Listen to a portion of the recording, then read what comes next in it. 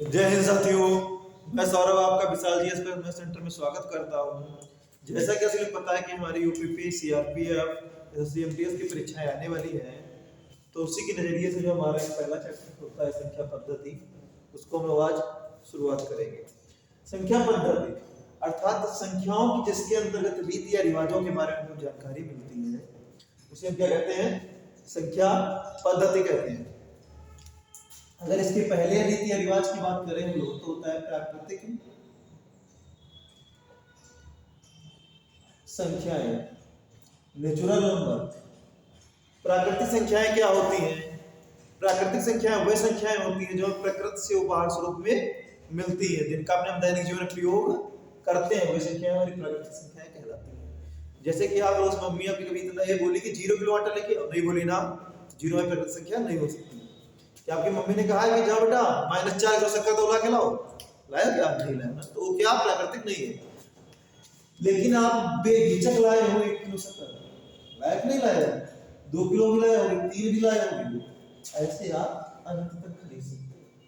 पर की शर्त क्या है आपकी? आप 0 नहीं ले सकते, 0 किलो शक्कर नहीं ले सकते। तो प्राकृतिक संख्याएं क्या होंगी? वह संख्याएं होंगी जिनको आपने दैनिक जीवन में प्रयोग करें, वो क्या कहलाएंगी? प्राकृतिक संख्याएं कहलाएंगी। क्लियर? आइए हम दूसरी इसके रीति रिवाज की बात करते हैं, जो हमारा है पूर्ण संख्या। पूर्ण संख्या क्या होती है? आपने सुना भी होगा कि 0 के बिना कुछ पूर्ण नहीं होता है, 0 के बिना कुछ पूर्ण नहीं होता। ये जो हमारी प्राकृतिक संख्याएं हैं, अगर इन्हीं में हम 0 को शामिल कर दें तो हमारी एक पूर्ण संख्या प्राप्त हो जाएगी। हमारे कहने का तात्पर्य क्या है कि अगर प्राकृतिक संख्याओं में शून्य को शामिल कर दिया जाए तो हमें पूर्ण संख्याएं प्राप्त होती है। एग्जांपल के तौर पे अगर लोग देखें, भाई अगर 0 को तो शामिल करना, बाकी 1 2 3 तो वही रहेंगे, अनंत तक ऐसे पहुंच जाएगा, जितना आप लिखना चाहे वो लिख सकते हैं। क्लियर? केवल शामिल हो किसको करना है? 0 को शामिल करना है। अगली बात आती है हमारी पूर्णांक की। पूर्णांक क्या होता है? पूर्णांक को देखो हम 2 भागों में डिवाइड करते हैं नंबर स्केल के माध्यम से। 0 + 1 + 2 + 3 + 4 + 5 -1 -2 -3 -4 -5 प्लस माइनस से निर्धारित करते हैं। क्लियर? 0 के जब भी हम कभी दाहिनी ओर जाएंगे तो हमें क्या प्राप्त होंगे? धन पूर्णांक प्राप्त होंगे, धन पूर्णांक प्राप्त होंगे। क्लियर? और जब कभी हम 0 के बाईं ओर आएंगे तो हमें सदैव ऋण पूर्णांक प्राप्त होंगे, ऋण पूर्णांक प्राप्त होंगे। तो आप लोग कहेंगे सर 0 क्या हुआ आखिरी वाला? भाई दाहिनी ओर धन है, बाईं ओर क्या हमारे ऋण है, तो हमारा 0 क्या होगा? 0 केवल एक आपका पूर्णांक है, या ना तो धन है ना धन है और ना ऋण है, या केवल एक पूर्णांक आपका है। क्लियर हुआ? इसका स्क्रीनशॉट ले लीजिए, हम लोग आगे चले। हो गया इसका स्क्रीनशॉट? चलिए हम लोग आगे चलेंगे। हमारी बात पूर्ण तक हो चुकी है, पूर्णांक तक हो चुकी है, हम लोग इसके आगे बढ़ेंगे।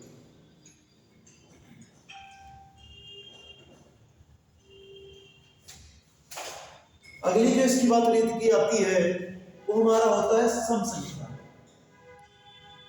सम संख्या, सम संख्याएं क्या होती हैं? अब देखो वो तो बात हो गई पुराने की, जो 2 के पहाड़े में है वो सम संख्याएं कहलाती है, तो बच्चों वाला बात था भाई। अब हम लोग एक नया पैटर्न सीखेंगे कि जिनके इकाई का अंक 2 के पहाड़े में आएगा वो संख्याएं कैसी होंगी? सम होंगी, और जिनका इकाई का अंक 2 के पहाड़े में नहीं आएगा वो सम नहीं होंगी। अर्थात जिनके इकाई के स्थान पर आपके 2 4 6 8 आएंगे वो हमारी प्राकृतिक संख्याएं होंगी, और साथ में 0 को जोड़ेंगे। क्लियर? सम संख्याएं होंगी जिनमें इकाई पे 0 2 4 6 8 होगा, वो हमारी सम संख्याएं होंगी। एग्जाम्पल के तौर पे अगर हम देखें तो 8 9 5 4 5 6 लिख रहे हम, तो आपसे पूछा जाए सम है कि विषम है, देखो लास्ट में 6 आया है ना, और 6 ने सिखा रखा है, 6 दो के पहाड़े में आता है, आता है, तो क्या हो गई ये सम। क्लियर। अगला देखो 7 4 5 3 2, देखो दो दो के पहाड़े में आता है कि नहीं आता है, अगर आप ऊपर के माध्यम से भी देखेंगे तो देखिए दो दो के पहाड़े में आता है कि नहीं आता है, आता है। तो ये क्या है सम है। ऐसे ही आप नंबर आगे लिख सकते हैं। क्लियर, समझ में आया। सम जिनमें इकाई का दो के पहाड़े में आएगा क्या होगी सम होगी। क्लियर हो। अगला चलिए दूसरी बात हमसे बात करें अगली रीत की, तो आते हैं विषम संख्याएं। विषम संख्याएं, ये विषम संख्याएं क्या होती हैं, जिनका देखो ऊपर में क्या पढ़ा, जिनका इकाई का दो के पहाड़े में आए क्या होगी सम होगी। नीचे जस्ट उसका अपोजिट हो जाएगा, जिनका इकाई का दो के पहाड़े में ना आए क्या हो जाएंगे विषम हो जाएंगे। इसमें नंबर क्या छोटा था, 1 छोटा था, 3 छोटा था, 5 छोटा था, 7 छोटा था, 9 छोटा था। क्लियर। जिनके इकाई के स्थान पे ए अंक आ जाएंगे वो क्या हो जाएंगे विषम हो जाएंगी। एग्जांपल अगर हम देखें,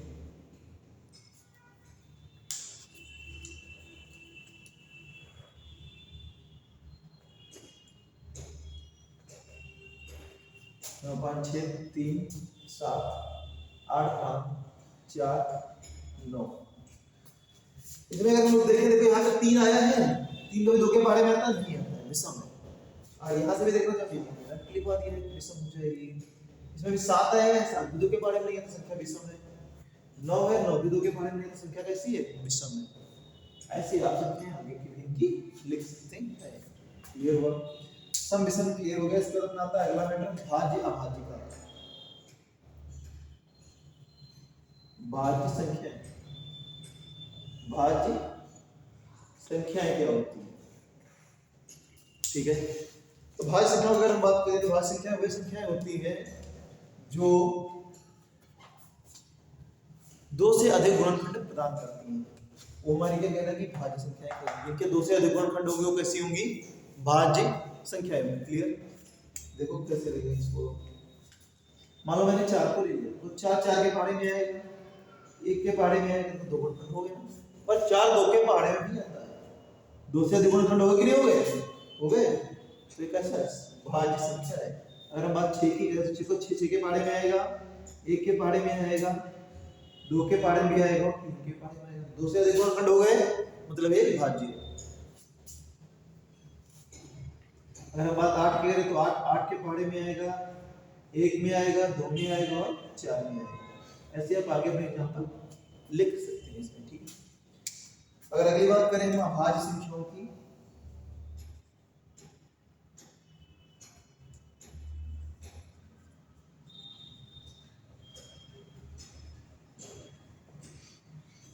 अभाज्य संख्याएं क्या होती हैं। देखो अभाज्य संख्याएं वे होंगी जिनके कम से कम जिनके दो गुणनखंड केवल हो सकते हैं, 2 से अधिक गुणनखंड ना हो, ना ही 2 से कम हो। क्लियर। देखो 2 जैसे 2 की बात करें तो 2 1 2 और 2 1 गुना 2। क्लियर। 1 के पहाड़े में आएगा 2, इसके अलावा 2 किसी और के पहाड़े में नहीं आएगा। अगर हम 5 की बात करें तो 5 या तो 5 में आएगा या 1 में आएगा। 3 की बात करें तो 3 है तो 1 में आएगा या 3 में आएगा, इसके अलावा इसके और कोई गुणनखंड नहीं हो सकते। और अगर हम 1 की बात करें तो 1 ना तो देखो भाज्य है ना ही अभाज्य।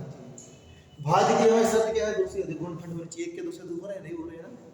अभाज्य के लिए कम से कम 2 गुणनखंड होने चाहिए, ना 2 से अधिक हो ना 2 से कम हो। तो इसको तो लिखिए, दूसरा भले लिख देना, 1 जो है ना वो भाज्य ना ही अभाज्य है। क्लियर हो, इसका स्क्रीनशॉट ले लीजिए।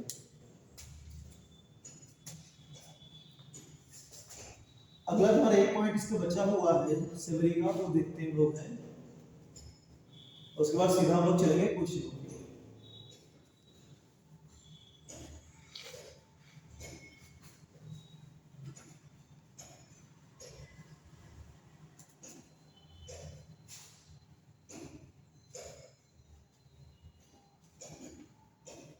यहां तक आपको समझ में आ गया होगा, हम समझ रहे हैं। तो अगला आपका कोई एक टाइप छूटा हुआ है कि जुड़वा अभाज्य संख्याएं जो इसमें सेवरी होती है वो छूटी हुई है जुड़वा अभाज्य संख्या होती है। तो उसको हम लोग कंप्लीट करेंगे, फिर आगे चलेंगे हम लोग। जुड़वा अभाज्य संख्याएं,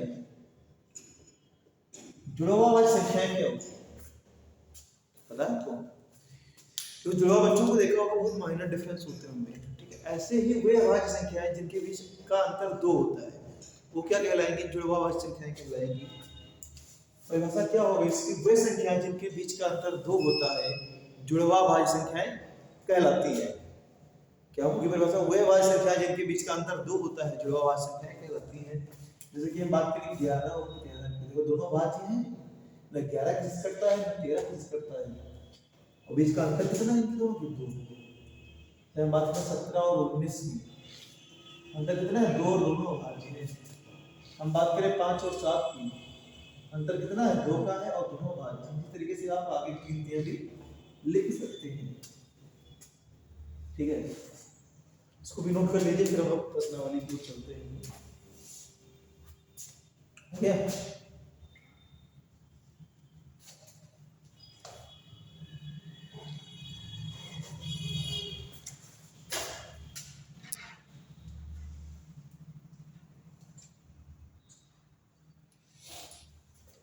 चलिए, पहला जो हमारा टाइप आता है इसका तो होता है अभाज्य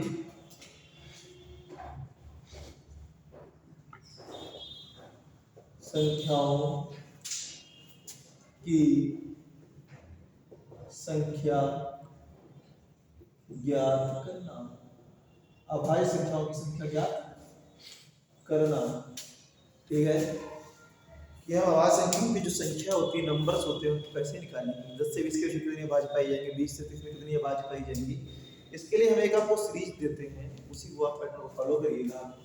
तो क्या होता है? 4 4 2 2 3 2 2 3 2 1। ये आपकी छोटी सी सीरीज है, हमारे अकॉर्डिंग आपको याद भी हो जाएगी, क्लास में याद करवा देंगे भी, कोई बड़ी बात इनमें नहीं है। केवल भाई तीन संख्या का पेयर है, 4 2 3 1 संख्या पेयर से लगा हुआ। अगर बात करूं 0 से 10 के बीच में तो कितनी होंगी अभाज्य? 4 होंगी। 10 से 20 में कितनी होंगी? 4 होंगी। 20 से 30 कितनी होंगी? 2 होंगी। 30 से 40 कितनी होंगी? 2 होंगी। 40 से 50 कितनी होंगी? 3 होंगी। 50 से 60 कितनी होंगी? 2 होंगी। 60 से 70 कितनी होंगी? 2 होंगी। 70 से 80 कितनी होंगी? 3 होंगी। 80 से 90 कितनी होंगी? 2 होंगी। और 90 से 100 के बीच में एक पड़ेगी अभाज्य संख्या। पेयर क्या अपना है? 4 4 2 2 3 2 2 3 2 1। क्लियर हुआ? अब जैसे कि हम प्रश्नों की बात करें, प्रश्नों की श्रृंखला की, तो पहला जो आपका ज्यादातर प्रश्न पूछा जाता है, कहा जाता है कि 0 से 50 के मध्य कुल कितनी अभाज्य संख्याएं हैं? 0 से 50 के मध्य कुल कितनी अभाज्य संख्याएं हैं? देखो 0 से कह रहा है, अगर आपको 0 से लेना, जहां से कहेगा उसका पहला है, और जहां तक या जहां के मध्य कहेगा वो आखिरी का। यहाँ में पहला, यहाँ का आखिरी है। 4 4 2 2 3 4 4 8 8 2 10 10 2 12 12 3 15। कितनी संख्याएं आ गई? 15 अभाज्य संख्याएं आ गई 0 से 50 के मध्य। अगली बात जो करता है वो बात करता है 0 से 100 के मध्य। 0 से 100 के मध्य कुल कितनी अभाज्य संख्याएं होंगी? 100 तक मत करना, तो 0 से देखो 100 तक चलना, तो पूरी सीरीज हमको लेनी है।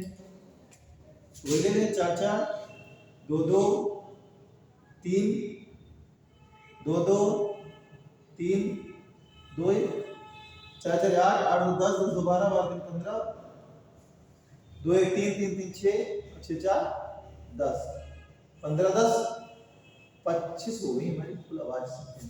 ऐसे ही आप किसी और के मध्य पूछेगा तो यहाँ से आप समझना पड़ेगा और यहाँ से भी निकाल दीजिए। 2 एग्जाम्पल हमने आपको समझाए और आपको रूल बताया है। इस रूल को आप स्क्रीनशॉट लेना चाहे स्क्रीनशॉट लीजिए, लिखना चाहे लिख लीजिए, और ये 2 एग्जाम्पल उसके नीचे आप लिख लीजिएगा, ठीक है। करिए इसको।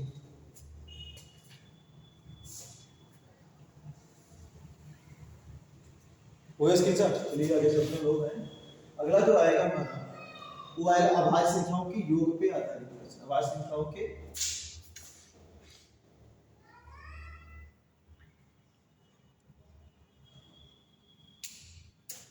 अभाज्य संख्याओं का योग ज्ञात करना, योग ज्ञात करना। हम लोग अभाज्य संख्याओं का योग ज्ञात करना अगली सत्र में सीखेंगे। पिछला वाला हमारा कंप्लीट हो चुका है सेक्शन।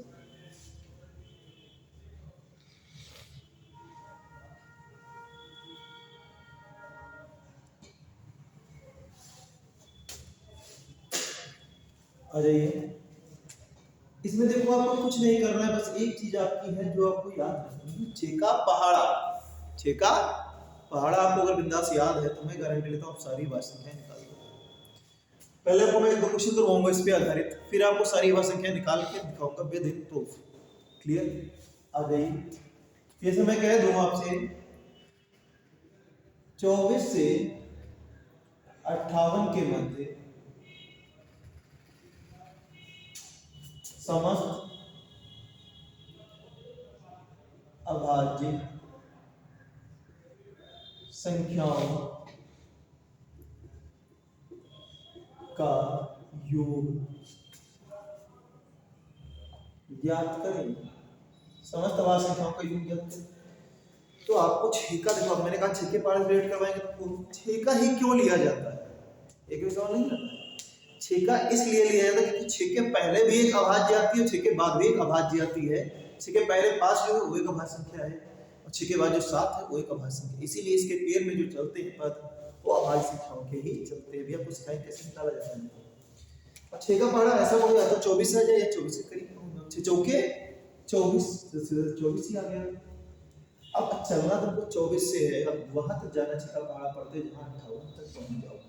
फिर चौके 24 6 पंचे 30 4 का 36 6 सते 42 6 अठे 48 6 नौ 54 6 दाम 60। क्लियर? 58 से बीच में आ गया। अभी मतलब से वो 10 तक ही है, 10 तक नहीं जाने की जरूरत है, वहां तक जाओ वहां तक एक पहुंच जाए। ये 60 के करीब था, 58 54 से बहुत दूर पड़ रहा था इसलिए नहीं यहाँ तक लिख लिया इसको। अब पहाड़ा ने इसका लिखा 6 का 6 के आगे क्या आएगा 7, 6 के पीछे आएगा 5। क्लियर? ऐसे ही इन नंबरों के आगे पीछे की 24 के बाद आएगा 25, 30 के बाद आएगा 31, 36 के बाद 37, 42 के बाद 43, 48 के बाद 49, 54 के बाद 55, 60 के बाद 61। पहले देखो क्या आएगा 59, 53, 47, 41, 35, 29, 33। ठीक है? अब देखो हम इनमें उन नंबरों को काट देंगे जो नंबर 6 के पहाड़े में आए। 6 में देखो पूरा पहाड़ा बीच का 6 में आएगा तो कंफर्म है। ठीक है? अब देखो जो 5 में आएगा उनको काट 5 यहाँ पे जो 5 में आएगा काट दो। पहले 35 आ रहा है, 55 आ रहा है, 25 आ रहा है काट। 7 का देखो कौन आ रहा है 49 आ रहा है और कुछ 7 में नहीं आ रहा है। बाकी पीछे से कटने वाला भी ये नहीं है। हम तो 24 से जो 24 से बड़े हमको पड़ जाए इसमें बात 23 छोटा है ना 29, फिर 31, फिर 37, फिर 41, फिर 43, 47, 53, 59 को मत लेना क्योंकि ये 58 से बड़ा निकल जाएगा। ये अब इनका योग पूछा है तो इनको दो जोड़ 7 3 10, 7 3 10, 9 1 10, 10 10 20 10 30 31 का एक हासिल आया। ठीक है? 3 3 6 4 10, 3 2 5 और 5 10, 5 5 10, 4 4 मिलके बना देगा 8। देखो 3 3 6 3 3 6 4 10 हो गया। ये 3 2 5 5 10 ये हो गया 20 हो गया 20 8 28 281 आपका इसका हो गया आंसर। ऐसे ही आपका जो जो निकालने की बोलेगा जहां तक बोलेगा आप आराम से करने में समर्थ हो जाओगे। क्लियर? इसको लगा लीजिएगा, जैसा कर लीजिए तो लगा समझ ही गए होंगे इसको आप। ये क्वेश्चन तो समझाएंगे फिर आप लोग अपने आप करिए।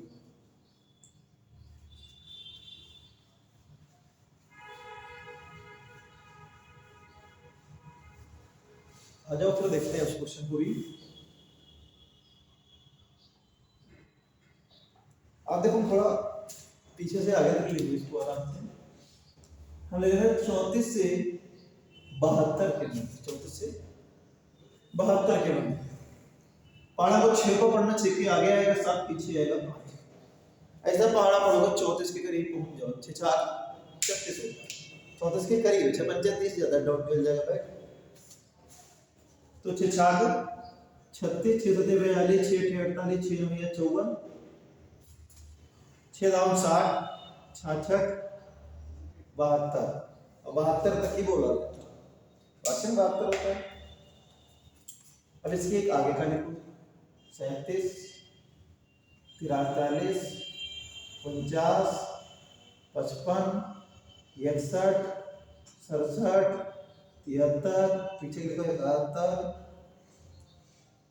65, 59, 53, 47, 41, 35। अब जो देखो 5 6 से कट रहे हैं, 6 का देखो इसका पूरा कटेगा भाई, 6 का पहाड़ ही दिखाई देगा। अब जो 7 से कट रहे हैं उनको काट दो, 4 कट जाएगा, कुछ कटेगा। और कटने में 5 से काट दो, 35 कट जाएगा, 55 कट जाएगा, 65 कट जाएगा। अब वो करना क्या, योग निकालना है 34 के बाद। 137 आएगा 34 के बाद,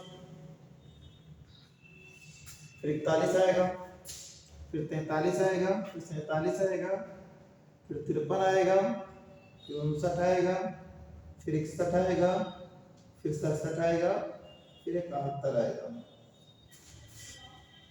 क्लियर है? करिए मुझे। 7 3 10, 7 3 10, 9 1 10, 10 10 20, 10 30, 30 31, 31 7 38, 38 से 39 के 9 हासिल आए 3। ठीक है, 4 4 8 8 4 12, 12 5 17, 17 3 20। ठीक है, 5 4 9 9 4 9 4 13, 13 17 17 3 20, 6 5 11, 11 6 17, 17 6 24, 24 20 44, 44 3 47, 479 इसका आंसर हो गया। क्लियर? अब हम समझ रहे हो, ये भी आपको टाइप समझ में आ गया होगा, ये आपको क्लियर हो गया होगा। ठीक है, तो इस पार्ट में हम लोग यहीं तक चलेंगे, इसके बाद अगले पार्ट में मिलेंगे। और अगर आपको कोई डाउट चल रहा है तो आप बेहिचक इस नंबर पे कांटेक्ट कर सकते हैं, 700 755 1426। आप इस पे डाउट डाल दीजिएगा। और अगर अपने वहाँ के हम हालदार में क्लासेस की बात करें तो हमारे वहाँ अभी यूपीपी का बैच स्टार्ट हुआ है। हाल ही में अपने वहाँ यूपीपी का बैच स्टार्ट हुआ, जिसकी 2 टाइमिंग है आपकी, एक तो सुबह बैच की टाइमिंग है, एक और शाम वाले बैच की टाइमिंग है। सुबह वाला जो आपका बैच चल रहा है इस टाइमिंग, वो आपका 8 से चल रहा है 11, और शाम वाले की बात करें ये आपका एएम का टाइम है, और शाम वाला है 2 बजे से 5 बजे आपका पीएम का टाइमिंग है। हमारा अगर फैसिलिटीज की बात करें तो ऑनलाइन टेस्ट आपको हर शनिवार को प्रोवाइड करवाया जाता है। और बात की तो डाउट क्लास, अगर आपको कोई डाउट बचा है तो क्लास में आपको परमिशन है पूछने की, मैथ का हो या जीएस का हो। अगर आपको कुछ बच रहा है, अगर आपका कुछ बच रहा है उसके बाद भी, तो आप बेझिझक आके क्लासरूम के बाद में पूछ सकते हो। और आपको क्लासरूम में पूछने में दिक्कत हो रही है तो आप कॉन्टेक्ट नंबर पे डाउट डाल के क्लियर कर सकते हो। अगर टीचर खाली है तो आपको तुरंत सलूशन उसका दे देगा। और आप ज्वाइन करना चाहते तो यूपीपी के लिए आपका बेहतरीन बैचेस में चल रहे हैं, यूपीपी एमटीएस एसएससी एमटीएस के लिए आप ज्वाइन कर सकते हो।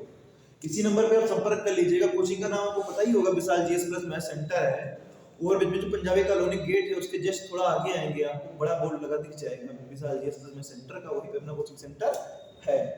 और आप किसी कंपटीशन की तैयारी करते हैं, आप एक बार डेमो लेके देखिएगा। सबसे कम फीस में सबसे बेहतरीन तैयारी करवाई जाती है। आप क्लास बैठने के बाद ये नहीं लगेगा कि आपका कुछ छूट रहा है। क्लियर? और अगर ये क्लास आपको अच्छी लगी हो ना, शेयर जरूर करो। लोग चैलेंज करते हैं भाई हमको भी, शेयर जरूर करें, ठीक है? इसके साथ जाएंगे।